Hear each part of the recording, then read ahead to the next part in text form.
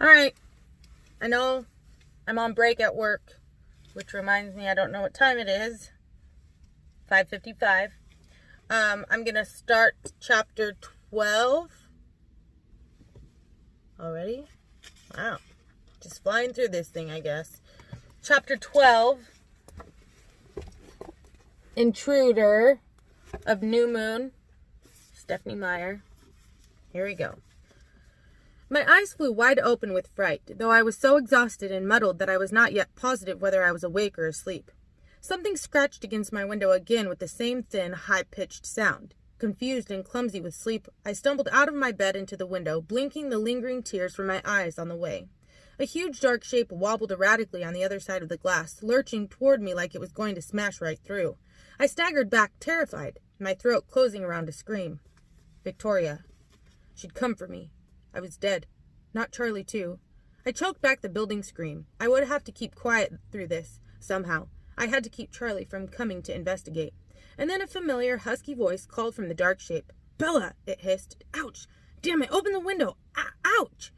I needed 2 seconds to shake off the horror before I could move, but then I hurried to the window and shoved the glass out of the way.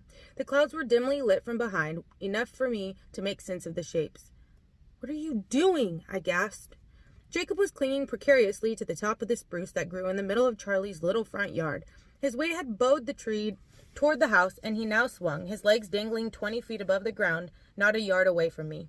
The thin branches at the tip of the tree scraped against the side of the house again with a grating squeal. "I'm trying to keep," he huffed, shifting his weight as the treetop bounced him. "I promise." I blinked my wet, blurry eyes, suddenly sure that I was dreaming. "When did you ever promise to kill yourself falling out of Charlie's tree?" He snorted, unamused, swinging his legs to improve his balance. "Get out of the way," he ordered. "What?" He swung his legs again, backward and forward, increasing his momentum. I realized what he was trying to do. "No, Jake!" But I ducked to the side because it was too late. With a grunt, he launched himself toward my open window. Another scream built in my throat as I waited for him to fall to his death, or at least maim himself against the wooden siding. To my shock, he swung agilely into my room, landing on the balls of his feet with a low thud. We both looked to the door automatically, holding our breath, waiting to see if the noise had woken Charlie. A short moment of silence passed, and then we heard the muffled sound of Charlie's snore. A wide grin spread slowly across Jacob's face. He seemed extremely pleased with himself. It wasn't the grin that I knew and loved. It was a new grin, one that was a bitter mockery of his old sincerity on the new face that belonged to Sam. That was a bit much for me. I'd cried myself to sleep over this boy. His harsh rejection had punched a painful new hole in what was left of my chest. He'd left a new nightmare behind him, like an infection in a sore, the insult after the injury. And now he was here in my room, smirking at me as if none of that had passed. Worse than that, even though his arrival had been noisy and awkward, it reminded me of when Edward used to sneak in through my window at night, and the reminder picked viciously at the unhealed wounds. All of this, coupled with the fact that I was dog-tired, did not put me in a friendly mood. "Get out," I hissed, putting as much venom into the whisper as I could. He blinked, his face going blank with surprise. "No," he protested. "I came to apologize." "I don't accept." I tried to shove him back out the window. After all, if this was a dream, it wouldn't really hurt him. It was useless, though. I didn't budge him an inch. I dropped my hands quickly and stepped away from him.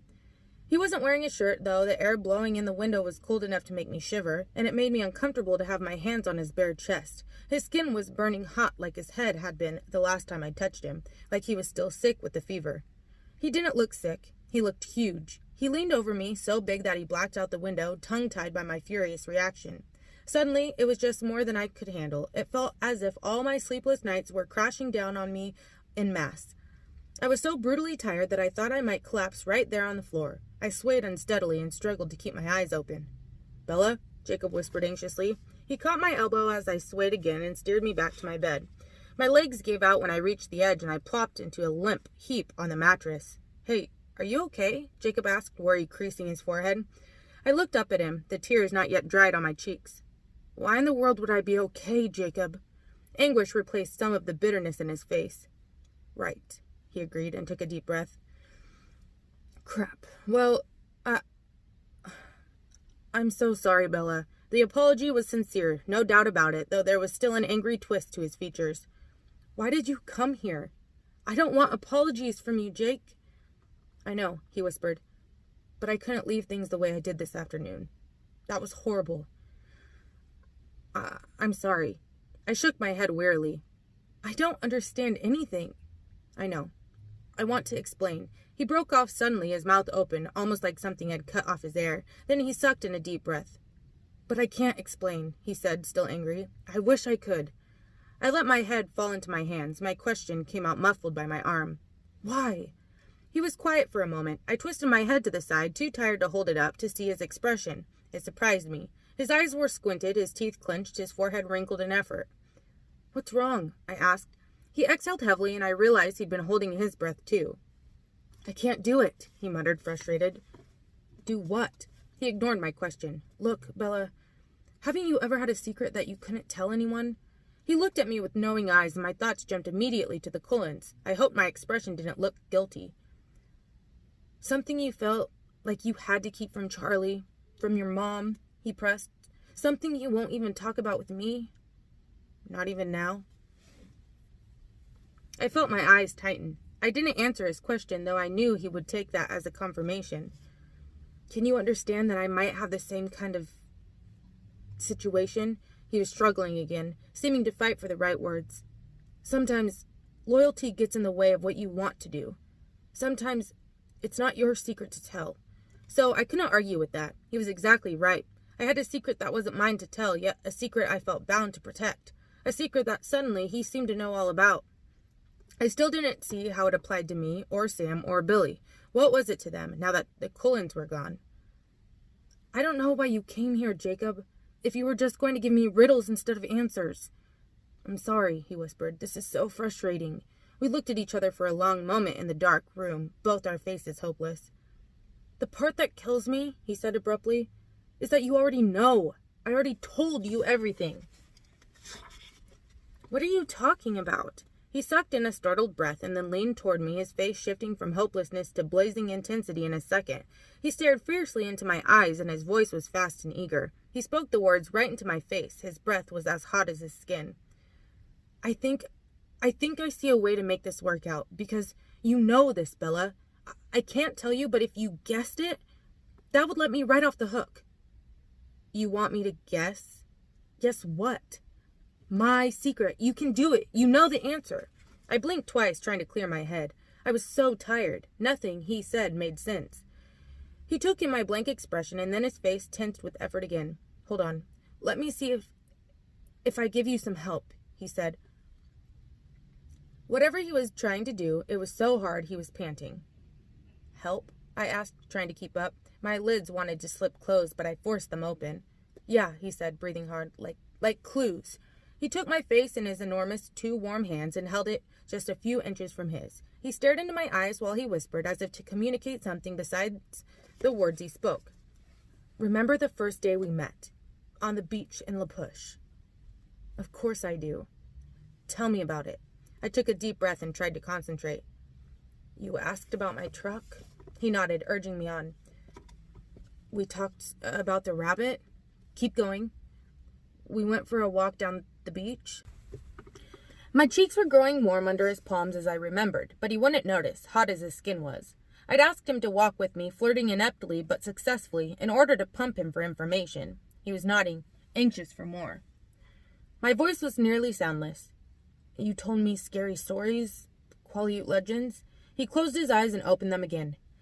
Yes. The word was tense, fervent, like he was on the edge of something vital. He spoke slowly, making each word distinct. Do you remember what I said? Even in the dark, he must be able to see the change in the color of my face. How could I ever forget that? Without realizing what he was doing, Jacob had told me exactly what I needed to know that day, that Edward was a vampire. He looked at me with eyes that knew too much. Think hard, he told me. Yes, I remember, I breathed. He inhaled deeply, struggling. Do you remember all the He couldn't finish the question. His mouth popped open like something had stuck in his throat. All the stories? I asked. He nodded mutely. My head turned. Only one story really mattered. I knew he'd begun with others, but I couldn't remember the inconsequential prelude, especially not while my brain was so clouded with exhaustion. I started to shake my head. Jacob groaned and jumped off the bed. He pressed his fists against his forehead and breathed fast and angry. You know this! You know this! He muttered to himself. Jake, please, I'm exhausted. I'm no good at this right now. Maybe in the morning. He took a steadying breath and nodded. Maybe it will come back to you. I guess I understand why you only remember the one story, he added in a sarcastic, bitter tone. He plunked back onto the mattress beside me. Do you mind if I ask you a question about that? He asked, still sarcastic. I've been dying to know. A question about what? I asked wearily. About the vampire story I told you. I stared at him with guarded eyes, unable to answer. He asked his question anyway. Did you honestly not know? He asked me, his voice turning husky. Was I the one who told you what he was? How did he know this? Why did he decide to believe? Why now? My teeth clenched together. I stared back at him, no intention of speaking. He could see that. See what I mean about loyalty? He murmured, even huskier now. It's the same for me, only worse. You can't imagine how tight I'm bound. I didn't like that. Didn't like the way his eyes closed as if he were in pain when he spoke of being bound. More than dislike, I realized I hated it. Hated anything that caused him pain. Hated it fiercely. Sam's face filled my mind. For me, this was all essentially voluntary. I protected the Cullen secret out of love, unrequited but true. For Jacob, it didn't seem to be that way. Isn't there any way for you to get free? I whispered, touching the rough edge at the back of his shorn hair. His hands began to tremble, but he did not open his eyes. No. I'm in this for life. A life sentence. A bleak laugh. Longer, maybe. No. Jake, I moaned. What if we ran away? Just you and me. What if we left home and left Sam behind? It's not something I can run away from, Bella, he whispered. I would run with you, though, if I could.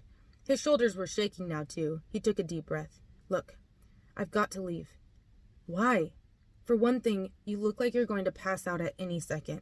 You need your sleep. I need you firing on all pistons. You're going to figure this out. You have to. And why else? He frowned. I had to sneak out. I'm not supposed to see you. They've got to be wondering where I am. His mouth twisted. I suppose I should go let them know. You don't have to tell them anything, I hissed. All the same, I will. The anger flashed hot inside me. I hate this. Jacob looked at me with wide eyes, surprised. No, Bella. Don't hate the guys. It's not Sam's or any of the others' fault. I told you before. It's me. Sam is actually, well, incredibly cool. Jared and Paul are great too, though. Paul is kind of... And Ember's always been my friend. Nothing's changed there. The only thing that hasn't changed. I feel really bad about the things I used to think about Sam. Sam was incredibly cool. I glared at him in disbelief, but let it go. Then why aren't you supposed to see me? I demanded. It's not safe, he mumbled, looking down. His words sent a thrill of fear through me. Did he know that too? Nobody knew that besides me, but he was right. It was the middle of the night, the perfect time for hunting. Jacob shouldn't be here in my room. If someone came for me, I had to be alone. If I thought it was too risky, he whispered, I wouldn't have come. But Bella, he looked at me again. I made you a promise. I had no idea it would be so hard to keep, but that doesn't mean I'm not going to try. He saw the incomprehension in my face. After that stupid movie, he reminded me, I promised you that I wouldn't ever hurt you. So, I really blew it this afternoon, didn't I? I know you didn't want to do it, Jake.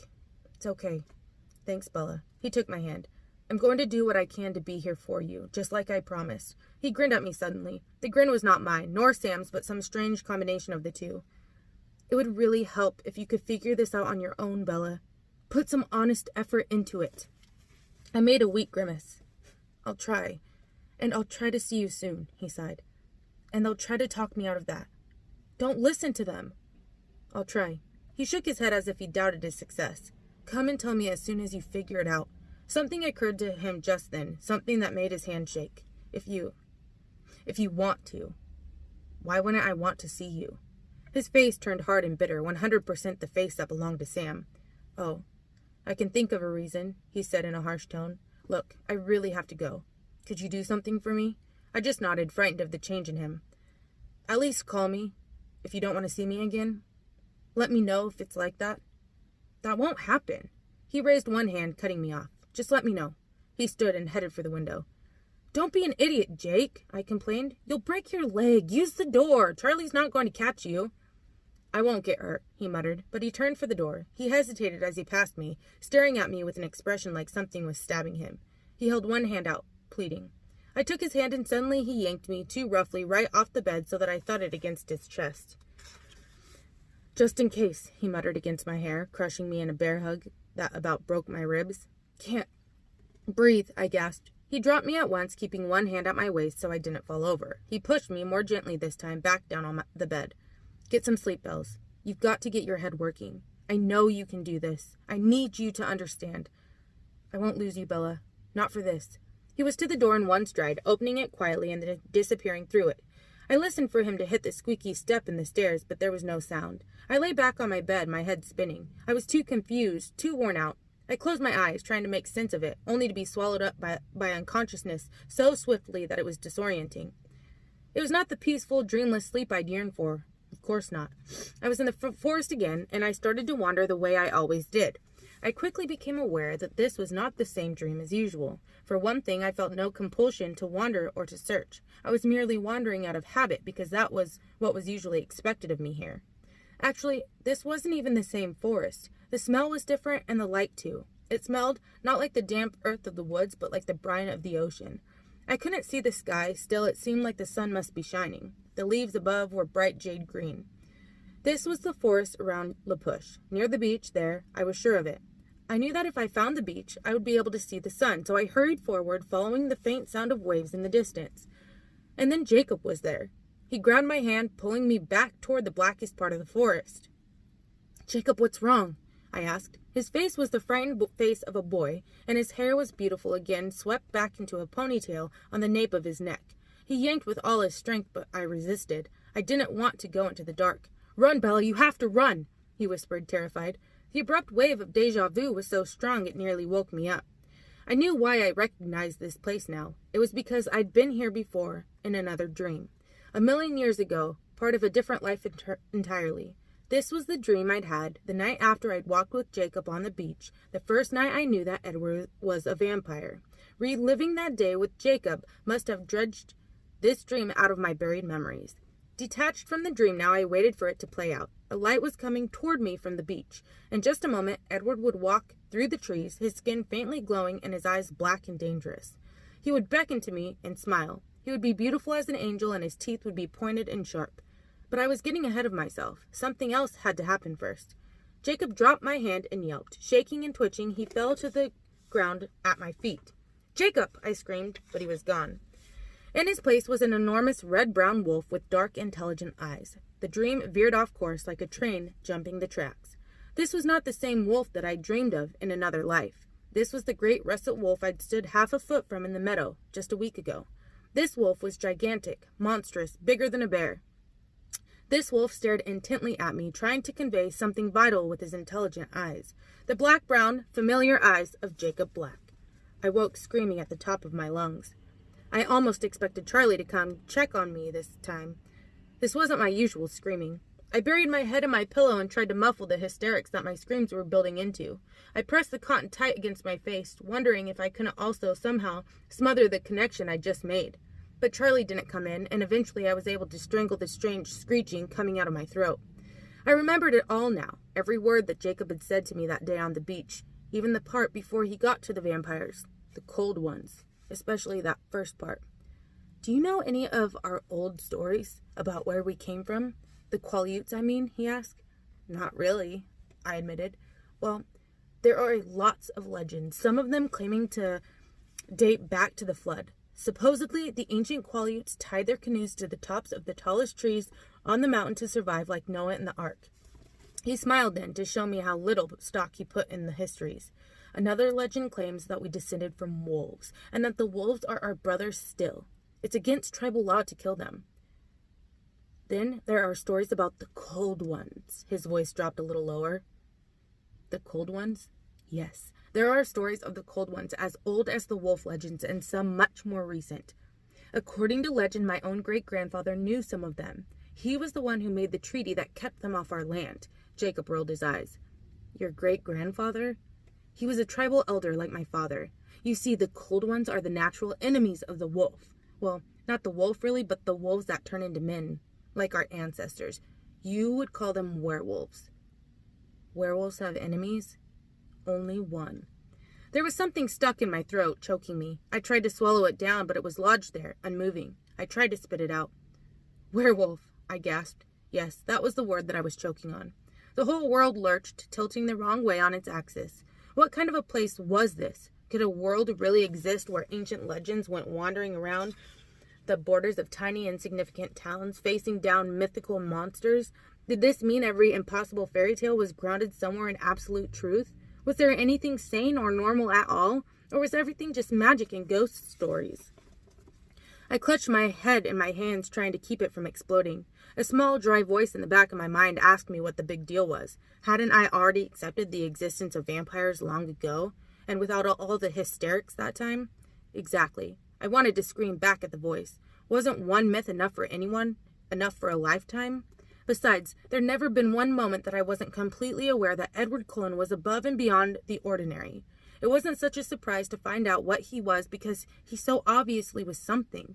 But Jacob, who was just Jacob and nothing more than that? Jacob, my friend? Jacob, the only human I'd ever been able to relate to? And he wasn't even human? I fought the urge to scream again. What did that say about me? I knew the answer to that one. It said that there was something deeply wrong with me. Why else would my life be filled with characters from horror movies? Why else would I care so much about them that it would tear big chunks right out of my chest when they went off along their mythical ways? In my head, everything spun and shifted, rearranging so that things that had meant one thing before now meant something else. There was no cult. There had never been a cult, never been a gang. No, it was much worse than that. It was a pack. A pack of 5 mind-blowingly gigantic, multi-hued werewolves that had stalked right past in Edward's meadow. Suddenly, I was in a frantic hurry. I glanced at the clock. It was way too early, and I didn't care. I had to go to La Push now. I had to see Jacob so he could tell me that I hadn't lost my mind altogether. I pulled on the first clean clothes I could find, not bothering to be sure they matched, and took the stairs 2 at a time. I almost ran into Charlie as I skidded into the hallway, headed for the door. "Where are you going?" he asked, as surprised to see me as I was to see him. "Do you know what time it is?" "Yeah, I have to go see Jacob." "I thought the thing was Sam." "That doesn't matter. I have to talk to him right now." It's pretty early." He frowned when my expression didn't change. "Don't you want breakfast?" "Not hungry." The words flew through my lips. He was blocking my path to the exit. I considered ducking around him and making a run for it, but I knew I would have to explain that to him later. "I'll be back soon, okay?" Charlie frowned. "Straight to Jacob's house, right? No stops on the way." "Of course not. Where would I stop?" My words were running together in my hurry. "I don't know," he admitted. "It's just, well, there's been another attack. The wolves again. It was real close to the resort by the hot springs. There's a witness this time. The victim was only a dozen yards from the road when he disappeared. His wife saw a huge gray wolf just a few minutes later while she was searching for him, and ran for help. My stomach dropped like I'd hit a corkscrew on a roller coaster. A wolf attacked him? There's no sign of him, just a little blood again. Charlie's face was pained. The rangers are going out armed, taking armed volunteers. There's a lot of hunters who are eager to be involved. There's a reward being offered for wolf carcasses. That's going to mean a lot of firepower out there in the forest, and it worries me. He shook his head. When people get too excited, accidents happen. They're going to shoot the wolves? My voice shot through 3 octaves. What else can we do? What's wrong? He asked, his tense eyes studying my face. I felt faint. I must be whiter than usual. You aren't turning into a tree hugger on me, are you? I couldn't answer. If he hadn't been watching me, I would have put my head between my knees. I'd forgotten about the missing hikers, the bloody paw prints. I hadn't connected those facts to my first realization. Look, honey, don't let this scare you. Just stay in town or on the highway. No stops, okay? Okay, I repeated in a weak voice. I've got to go. I looked at him closely for the first time, and I saw that he had his gun strapped to his waist and hiking boots on. You aren't going out there after the wolves, are you, Dad? I've got to help, Bells. People are disappearing. My voice shot up again, almost hysterical now. No, don't go. It's too dangerous. I've got to do my job, kid. Don't be such a pessimist. I'll be fine. He turned for the door and held it open. You leaving? I hesitated, my stomach still spinning in uncomfortable loops. What could I say to stop him? I was too dizzy to think of a solution. Bells? Maybe it's too early to go to La Push, I whispered. I agree, he said, and he stepped out into the rain, shutting the door behind him. As soon as he was out of sight, I dropped to the floor and put my head between my knees. Should I go after Charlie? What should I say? And what about Jacob? Jacob was my best friend. I needed to warn him. If he really was I cringed and forced myself to think the word werewolf, and I knew it was true. I could feel it. Then people would be shooting at him. I needed to tell him and his friends that people would try to kill them if they went running around like gigantic wolves. I needed to tell them to stop. They had to stop. Charlie was out there in the woods. Would they care about that? I wondered. Up until now, only strangers had disappeared. Did that mean anything? Or was it just chance? I needed to believe that Jacob, at least, would care about that. Either way, I had to warn him. Or did I? Jacob was my best friend, but was he a monster too? A real one? A bad one? Should I warn him? If he and his friends were murderers? If they were out slaughtering innocent hikers in cold blood? If they were truly creatures from a horror movie in every sense, would it be wrong to protect them? It was inevitable that I would have to compare Jacob and his friends to the Cullens. I wrapped my arms around my chest, fighting the hole, while I thought of them. I didn't know anything about werewolves, clearly. I would have expected something closer to the movies, big, hairy half-men creatures or something, if I'd expected anything at all. So I didn't know what made them hunt, whether hunger or thirst or just a desire to kill. It was hard to judge not knowing that. But it couldn't be worse than what the Cullens endured in their quest to be good. I thought of Esme. The tears started when I pictured her kind, lovely face, and how, as motherly and loving as she was, she'd had to hold her nose, all ashamed, and run from me when I was bleeding. It couldn't be harder than that. I thought of Carlyle, the centuries upon centuries that he had struggled to teach himself to ignore blood so that he could save lives as a doctor. Nothing could be harder than that. The werewolves had chosen a different path. Now, what should I choose?